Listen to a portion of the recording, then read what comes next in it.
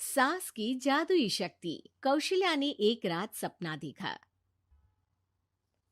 कौशल्या राजपूत, तुमने किए हैं जीवन में अच्छे अच्छे कर्म, इसलिए अब से जब तुम चाहो गायब हो सकती हो, जिसके लिए तुमको सिर्फ चुटकी बजानी होगी और चुटकी बजाते ही तुम गायब। बस एक बात का ध्यान रखना, जहां तुमने कोई गलत काम किया तुमसे ये शक्ति वापस ले ली जाएगी। कौशल्या की नींद टूट जाती है। ये कैसा सपना था? गायब हो जाऊंगी मतलब? हे भगवान, कंबल ओढ़ के सो जाती हूँ, सपना कंबल के अंदर नहीं घुस पाएगा। कौशल्या डर के मारे कंबल ओढ़ के सो जाती है। सुबह कौशल्या मंदिर जाने लगती है। अरे बहू, जल्दी चल, भिखारियों को खाना भी तो खिलाना है। हाँ माँ जी, अभी आई। आज तो खीर और पूरी बने हैं, सब खुश हो जाएंगे। दोनों सास बहू कार से खाने का सामान लेकर मंदिर पहुंचते हैं और भगवान की आराधना के बाद मंदिर के बाहर बैठी भिखारियों को खाना खिलाने लगते हैं। दीदी, आप हर हफ्ते आते हो, इतना सारा करते हो हम लोगों के लिए। मैं आपके लिए रोज अलग से दुआ मांगता हूँ। ये तो फर्ज है हमारा। दीदी, थोड़ी पैसों की मदद हो जाती तो अच्छा होता। बड़े चौराहे पे मेरी बीवी भीख मांगती है, उसका इलाज करवाना है, 100-200 रुपए लग जाएंगे।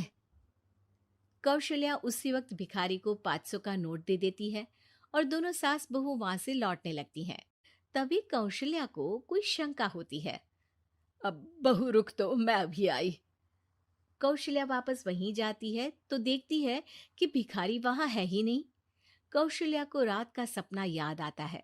वो चुटकी बजा के गायब हो जाती है और सीधे भिखारी के पास पहुंचती है, पर भिखारी को वो दिखाई नहीं देती। कौशल्या देखती है कि भिखारी उन पैसों से शराब खरीद रहा है और कौशल्या उसे वहीं एक चाटा मारती है। अरे कौन है बे? एक और चाटा पड़ता है। अरे कौन है? कौन है? हिम्मत है तो सामने आओ। भिखारी को झूठ बोलने पर तड़ातड़ चांटे पड़ते हैं। वो वहां से भाग खड़ा होता है। कौशल्या चुटकी बजा के वापस बहू के पास आ जाती है और मन ही मन सोचती है, ऐसे तो मैं कितने गलत काम रोक सकती हूँ, कितनी ताकतवर हूँ मैं, किसी को पता भी नहीं चलेगा। सासू माँ, आप क्या सोच रही हो? अब कुछ नहीं, कुछ भी तो नहीं। ठीक है, मुझे ना थोड़े पैसों की जरूरत थी। मेरे कजिन भाई है ना, उनकी तबीयत थोड़ी इधर उधर हो रही है। वो तो खुद से नहीं कहेंगे कि पैसे दे दो, पर बहन होने के नाते मेरा तो फर्ज बनता है ना कि भाई की मदद करूं। अरे हाँ हाँ, ले जाना पैसे। पैसे इसीलिए तो कमाते हैं कि जरूरत में काम आ सके। घर पहुंच के कौशल्या अपनी बहू को 10,000 रुपए दे देती है। कब जाएगी तुम मायके? अम, कल शाम की ट्रेन है। दोनों काम में लग जाती हैं। तभी काम वाली दीदी वहां आती है। आज ना मैं आप लोगों के लिए पनीर बनाऊंगी। ठीक है, मंगवा लेती हूँ पनीर। पड़ोस की दुकान वाला पनीर दे जाता है और काम वाली बाई पनीर से रेसिपी बनाने लगती है। आज अपनी सुपर पावर काम वाली बाई पे ट्राई करती हूँ, देखूं तो सही किचन में करती क्या है ये। सास चुटकी बजा के गायब हो जाती है और किचन में पहुंचती है। बाई को खबर भी नहीं है कि कौशल्या भी किचन में ही है। आज तो मैं भी पनीर की सब्जी बनाऊंगी रात को अपने घर, और थोड़ा सा घी भी रख लेती हूँ। वैसे भी कौशल्या बुढ़िया खा खा के मोटी हो गई है। कौशल्या बाई की चोरी पकड़ लेती है और गुस्से में बाई की चोटी ऊपर उठा देती है। बाई को समझ भी नहीं आता कि उसकी चोटी खड़ी कैसे होगी। वो डर के मारे चीख पड़ती है। बहू भागते हुए किचन में आती है। अरे क्या हुआ? ये तुम्हारी चोटी खड़ी कैसे है? करंट लग गया है क्या? पता नहीं, शायद किचन में ना भूत है। बाई वहां से भाग खड़ी होती है और कौशल्या चुटकी बजा के अपने कमरे में टीवी देखने लगती है। बहू वहां जाती है। माँ जी, किचन में ना भूत है, बाई भाग गई। अरे भागने देना, भूत का तो पता नहीं, किचन में चोर जरूर था और वो थी अपनी काम वाली। अच्छा हुआ चली गई। बहू को कुछ समझ नहीं आया। उसने किचन में जो देखा उसके सदमे में जो थी वो अभी तक। अगले दिन बहू अपने मायके के लिए निकल जाती है। कहीं भिखारी और काम वाली की तरह बहू भी तो मुझे धोखा नहीं दे रही। अरे कहीं वो पैसे ले जाके शॉपिंग तो नहीं करने वाली ना।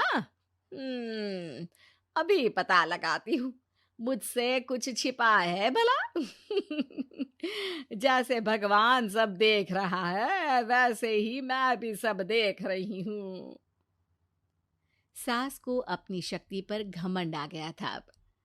वो अब अच्छे काम करने की जगह अपनी शक्ति का इस्तेमाल खुद का शक मिटाने के लिए कर रही थी। वो चुटकी बजाती ही बहू के मायके चली जाती है। भैया, आपने बताया क्यों नहीं कि इतनी तबीयत खराब है? अरे तेरी सास बूढ़ी हो गई है, इतना भला काम करती है, उनकी मदद कौन करता है?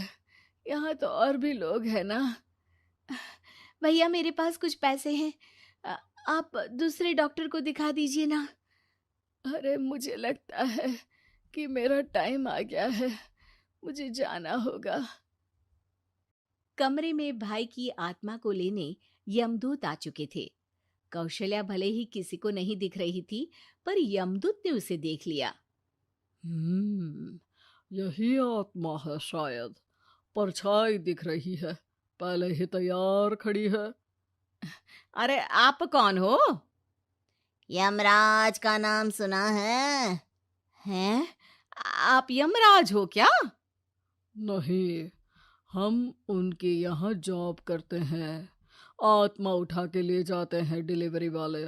चलो अब तुम्हारा टाइम पूरा हो गया। अरे आप शायद ना वो बिस्तर पर पड़े आदमी की आत्मा को लेने आए हो।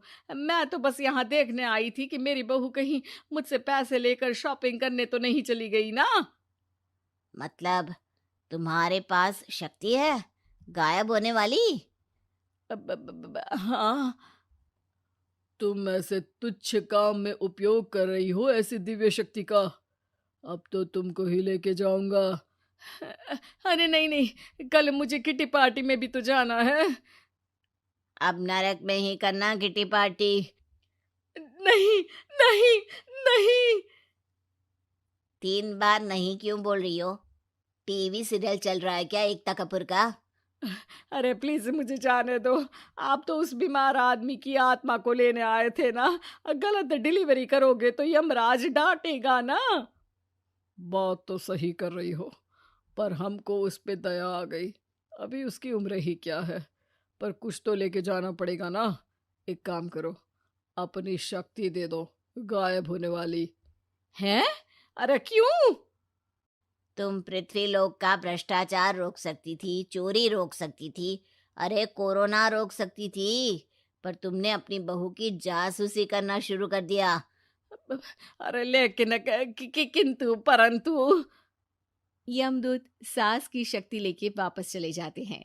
कौशल्या की परछाई हवा से नीचे गिरती है और जमीन पे आते आते कौशल्या का शरीर सामने आ जाता है। अरे लग गई, कितने ऊपर से फेंका। माँ जी, आप यहाँ ऊपर से कैसे गिरी? अरे समदन जी, आप अचानक कमरे में। सब घबरा जाते हैं। सास बहू को सारी बात बता देती है। ये लो आपके 10,000 रुपये। आपको मुझ पे इतना भी भरोसा नहीं है? अरे बहन, मुझे दर्द नहीं हो रहा है, अब अचानक से सब अच्छा होने लगा है। अरे तो फिर बिस्तर से उठ जाओ और मुझे लेटने दो।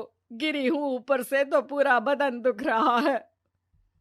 भाई को तो यमदूत ठीक करके जाते हैं, पर कौशल्या देवी दर्द के मारे बिस्तर पर